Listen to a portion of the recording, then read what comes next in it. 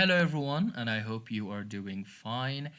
So in this video, I'm going to be talking about safeguarding, what it is and why we need it.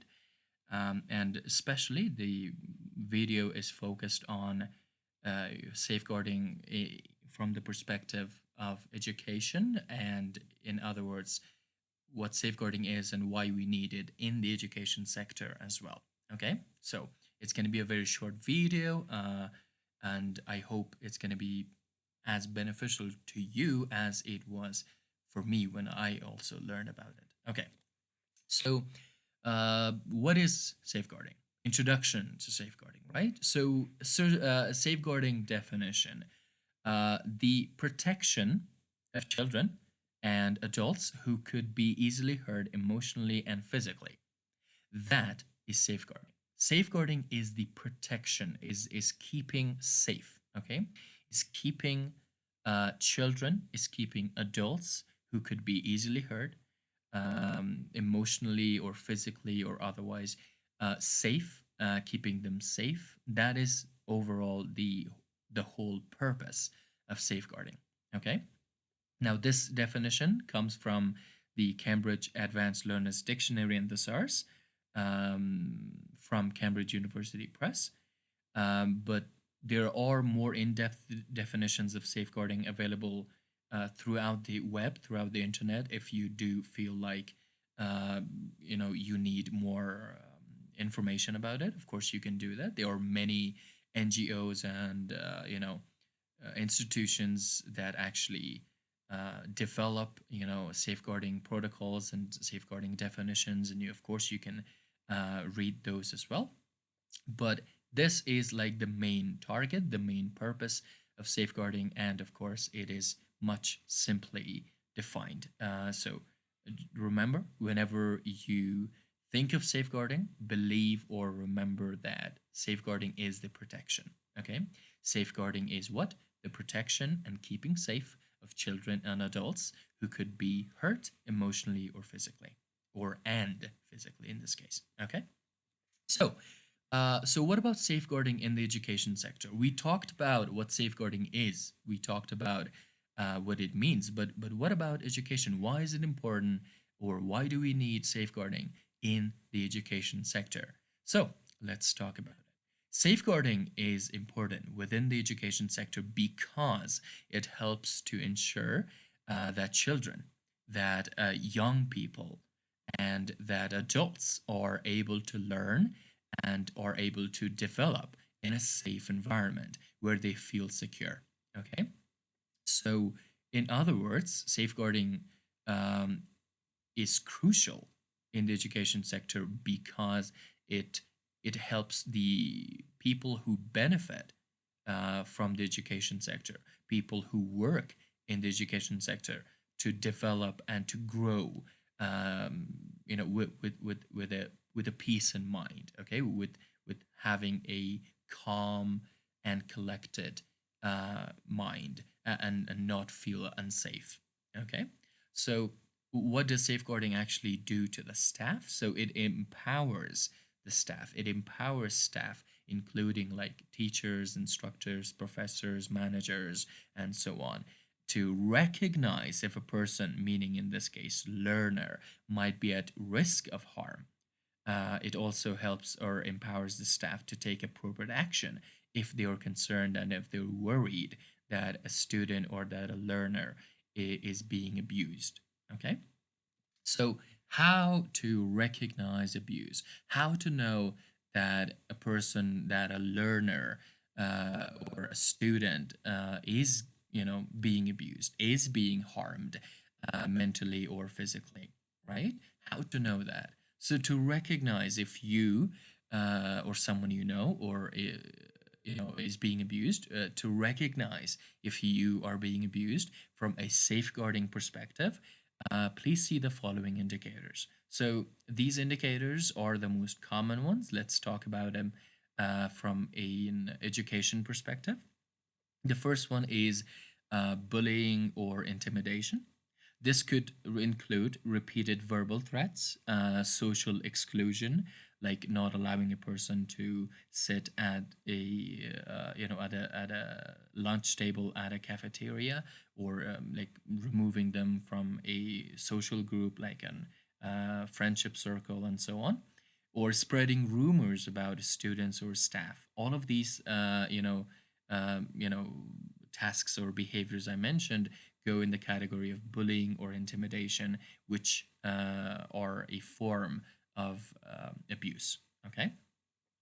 Number two is unfair treatment. Now, discrimination based on race, based on gender, based on sexuality, based on disability, all of them um, can be considered unfair treatment.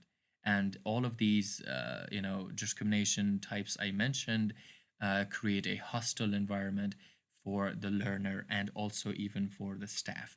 Okay, so discrimination based on race would be like if a student is from another race and he goes or she goes into a class, and the teacher discriminates based on that race of that particular student and doesn't allow that person to actively participate in class, or the teacher is lowering the marks intentionally and based on race. Like all of these things could go as a form of discrimination and be called abuse from a safeguarding perspective. Okay. Number three is an inappropriate behavior. Now, this might involve staff or students engaging in behavior that is not suitable for an educational setting, such as sharing explicit material or making sexual comments. Okay, so these kind of tasks or these kind of behaviors are inappropriate at all times, firstly, but especially at an educational setting. And number four is physical signs, like students may show signs of physical abuse, such as bruises on their arms and, like, maybe bodies or cuts on their bodies, or maybe even seen flinching or withdrawing from physical contact. Like if a person, if you see a student who is having a talk or having a chat with another student, and one student as a joke just raises the hand, or at least just is trying to get something from the table, so like there's hand movement and you see the other person flinching, like they squint their eyes, or they feel like somebody is attacking them. All of these are physical signs of abuse, okay, and must be not must be recognized, and measures must be taken. Okay. So there's a note as well here before we move on. There are more indicators, but these are the most common ones. Okay, so there are a lot of more indicators that indicate or that show a person is being abused, and will help you in recognizing that abuse. But do be careful that these four are the most common ones at an educational setting. Okay. So, what to do after? So, what is the next step, right? So, the next step after recognizing abuse is to contact the safeguarding focal point of the organization. Okay. Now, if you're wondering, like, what is the safeguarding focal point, or who is the safeguarding focal point?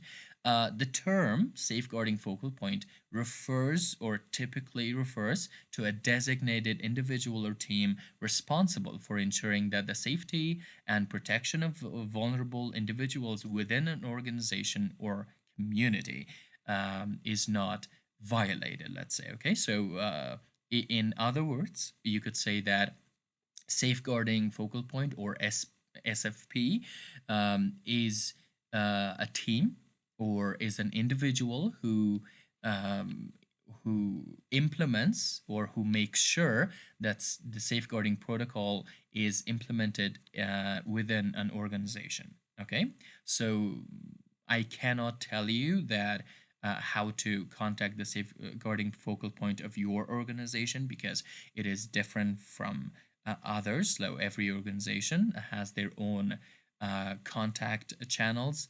But generally, when when you get to an organization, they give you a training of some sorts, and you in those trainings they introduce the safeguarding focal points to you, and the contact channels, such as hotlines. Like, they give you a number that is active 24/7 that you can contact. They give you like instant messaging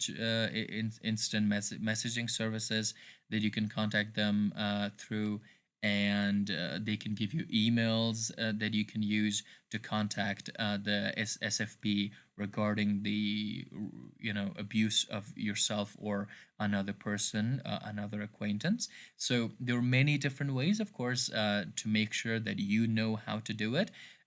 Right now, after this video, I urge you to go to the organization where you work, to the website of the organization, or to contact the person responsible, the one that you know, who is your superior, and ask them who or what is the safeguarding focal point, and how you as the user or you as the worker of that organization could contact them. Okay, so I do suggest you do that.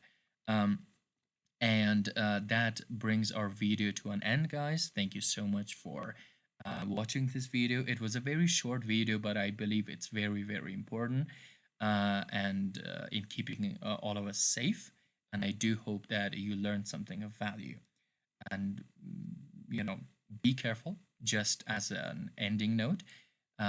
Make sure that you are safe. Make sure that the people next to you feel safe, and that the safeguarding protocols are not neglected or not, ignored, but actually observed and actually admired at your organization or in your organization. Okay, so thank you guys so much for watching this video, and I hope to see you on the next one. Goodbye.